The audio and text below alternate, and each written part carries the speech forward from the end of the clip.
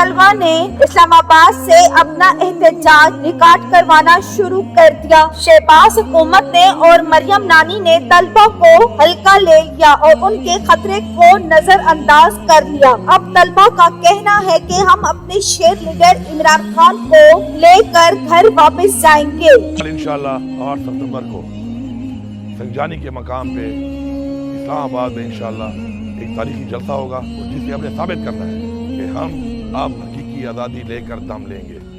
इस मुल्क के साथ इस फसूदा निज़ाम को बार बार लाकर जो ज्यादती की गई है हमने उससे आज़ादी लेनी है।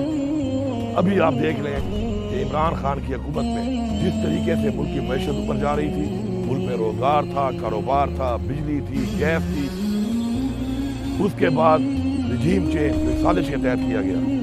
उसके बाद इन्होंने इस मुल्क का क्या हाल किया, वही लोग जिन्होंने इस मुल्क को लूटा, बार बार लूटा और उसके बाद इस मुल्क को यहाँ तक पहुँचाया और मुल्क को कर्जों में डुबो दिया, उन्हीं लोगों को दोबारा बिठाकर मुल्क की मैशत भी तबाह कर दी गई। मुल्क में महंगाई जो आई हुई है वो भी आपके सामने है, मुल्क में जो रोजगार नहीं है वो भी आपके सामने है।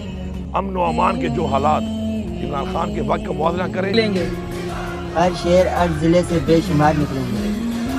दोस्तों, जैसा कि आप लोग जानते हैं कि इमरान खान को पूरी दुनिया में लोग पसंद कर रहे हैं। जैसा कि आपने वीडियो में देखा कि हर कोई जलसे में जाने की तैयारी कर रहा है, लेकिन जारी हुकूमत ये जलसा होने देगी कि नहीं? आप इन सब के बारे में क्या कहेंगे कि 8 सितंबर को जलसा होगा कि नहीं? अपनी कीमती राय का इज़हार कमेंट सेक्शन में करें। वीडियो पसंद आए तो लाइक करें और इस चैनल को सब्सक्राइब कर लें ताकि इस तरह की नई लेटेस्ट अपडेट आपको बआसानी आ सके। Thanks for watching. फिर मिलते हैं एक नई अपडेट के साथ।